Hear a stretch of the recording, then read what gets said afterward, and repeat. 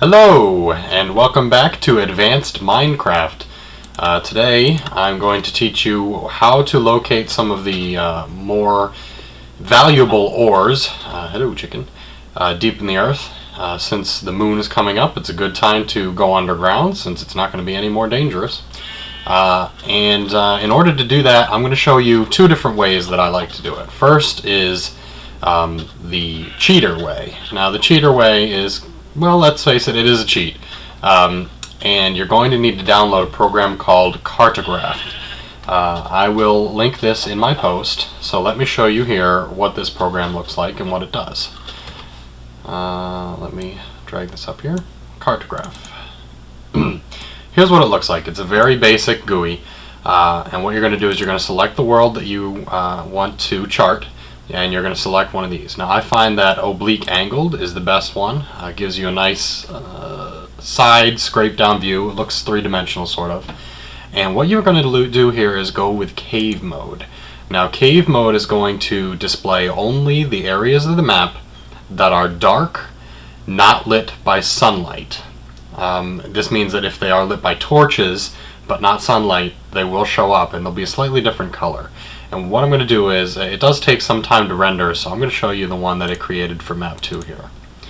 Now what it looks like here, and you can't see the entire thing, but it looks like a jumbled mass of worms actually. And it's not going to mean a whole lot to you unless you can find something familiar. Now you'll notice this one here in the middle that's kind of lit every so many steps is a little different from the rest of the worm-like caves, and that's because this is my main stairway, and I'm going to show you where I'm talking about in game. Right here. I've got steps leading down pretty far into the earth, and I decided, you know what, I can't hear any zombies, I don't see any caves nearby. Let me pull up Cartograph here, and what it gave me was this. Now you'll notice there's a cave really close by near the top of this stairway, and then there's one or two down and near the end where it flattens out. And I have explored one of these. In fact, this one that's all lit up is probably the one I've been into. But this will give you a rough idea where the caves are nearby any digging system. And because it works such that anything not lit up by daylight appears on this, other structures that you may build above ground, if you've closed them off completely without using glass, will show up here. In fact, these things over here might be things that I've put together. I don't actually know for sure. Now Cartograph has a lot of different uses, and because cave mode does seem to take a little longer, let me just do a normal map and show you what it looks like. You might just want to use this to take a great screenshot of your world. It's a really cool tool. It's free to download and use. It requires a little bit of setup know-how. But don't ask me how to set it up. It's explained in the forum post where the there you go, done, where the file is located. And here, map 2 oblique angle day, bam. This is a 3D rendering of the map which I've generated for the show, and you can see way down here is my starting cave. Diamonds are the most rare ore in the game. And they're useful for creating tools and armor and such because they last longest. A single diamond tool can be used on over 1,000 blocks of the designated types. For example, a diamond shovel can dig through 1,000 different blocks of dirt before it breaks, whereas an iron one only lasts 100 and some, and the normal stone pick only lasts for 64. One thing that I wanted to tell you was, if you don't want to go the cheating route, if you don't want to use Cartographer to find your caves, what you should do is you should use your ears. And some people like to dig a straight path down with ladders and just go all the way to the bottom of the earth and until they hit bedrock, hoping that maybe they'll bump into a cave system or whatnot. That can be tricky, it can be dangerous. Or it can simply not lead to anything. You go all the way to the bottom and find only coal and stone and whatnot. So what you want to do is, I like to dig a pipe like you saw earlier, a little staircase down, and I like to fill it with stairs so that you don't have to keep jumping to get up. So what you'll do is you'll listen, and you'll hear things like zombies groaning, or spiders and skeletons moving around, or you'll hear music, or a sort of a dark rumbling noise. When you hear that noise, you can actually spin around, try to locate which direction it's coming from, and use that to pinpoint the area of a dungeon. And the dungeons are, again, the secret special end stuff where you find certain items that you can't find in other sections of the game. The next most rare ore is redstone, or red ore. Redstone and red ore are used for circuitry and electronics, which sounds strange coming from a game like Minecraft, which seems to be such a low-tech game.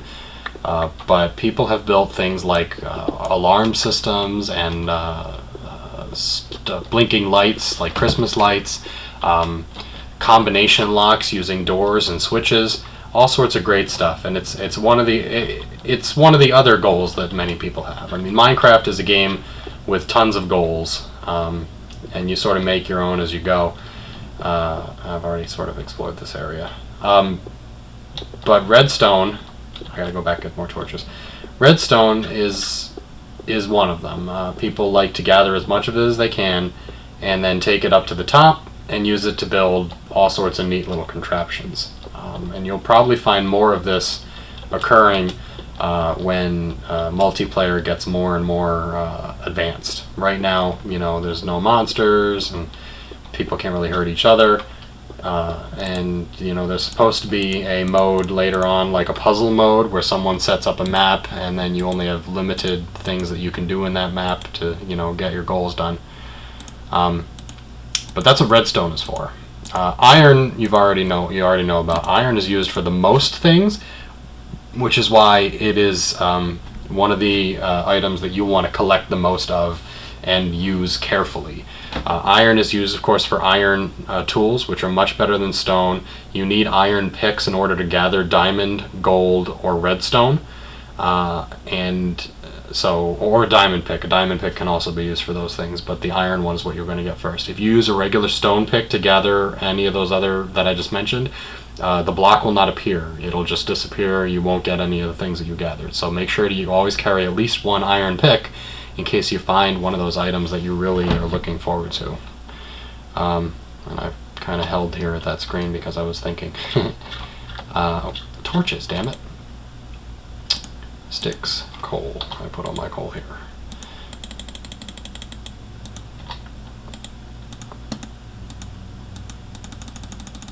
There we go. That'll give me a little more time in the depths. I did mention gold.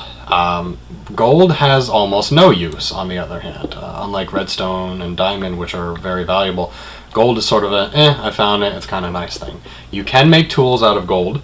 I believe that they operate on the same level as a stone item.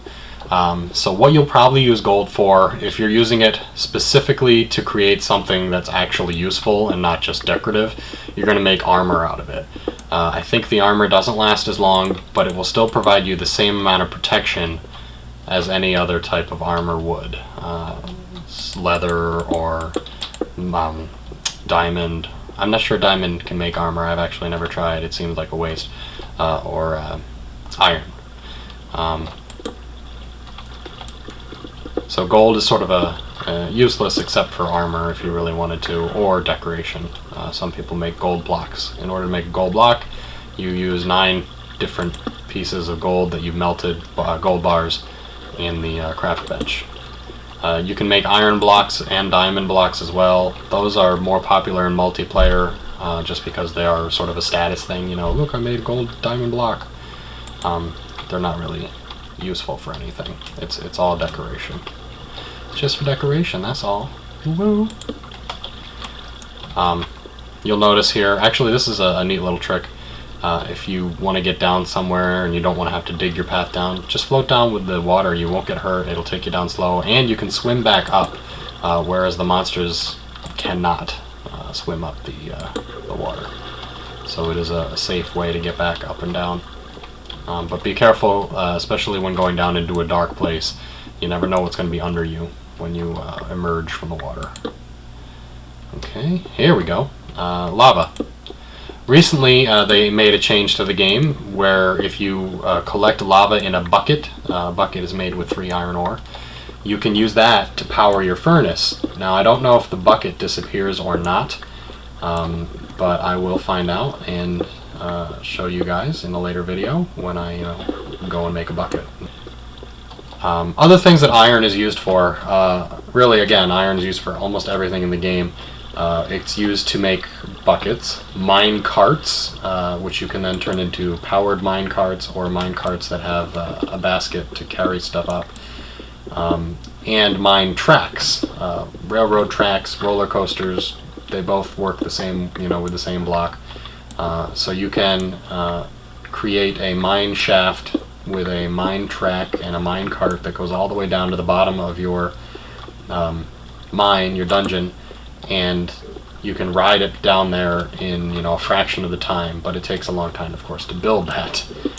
So it's a trade-off. Plus, eventually you're going to run out of resources down there, and it's going to defeat the purpose of going down in the first place. And those are the 4 types of ore that you'll find that are not coal, that have different uses in the game. Again, diamond is probably the most valuable because it's rare, and it can be used to create tools that last for 1,000 hits. You'll find everything that I just mentioned deeper, down where the magma is, actually. I'm going to go right back down to see if I can spot some redstone or something. The deeper you go, the more likely you are to find those things, especially diamond. Seems to be the deepest of the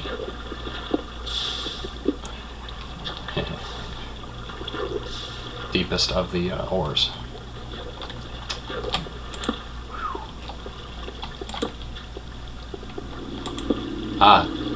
Can you hear the music? I think it's coming from this way, and that means that there's probably a dungeon in this direction. The only reason I say probably is because I may have misheard, and it might be upper or low, above me or below me or something like that. Oh, did you see that? I think I saw something over here. Maybe it was just light, but I thought I saw a creeper. Always got to be careful when you're adventuring in the dark. Again, torches. There's some lava down there again. Unfortunately, I haven't seen any redstone, and my time is quickly running short. Here's some gold, though. And again, you can only gather gold with an iron pick. One good thing about laying torches as you go, of course, other than being eaten by a grue, is that you can use them as breadcrumbs to find your way back. But once you've done this a couple of times and you go off in different directions, you'll find that your torches are misleading. You've got some over there, you've got some over there. You have to kind of remember what sites you've seen. Or you can bring some other type of block, a different type of breadcrumb, to really let you know where you're supposed to be going. I like to use redstone torches for that. You can create a torch out of redstone just like you would coal, only you only get 1 instead of 4.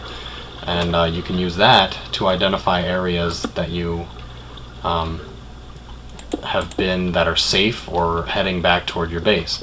Also, if you're in a pinch and you don't have any other items and you know that you're getting lost, you can do something like this. 1 torch down, 1 torch up, or maybe 3 in a row, something like that, means well, whatever you want it to mean. If you want it to mean there's danger ahead, that's fine, but I use it like that to indicate that this way is the way to my base.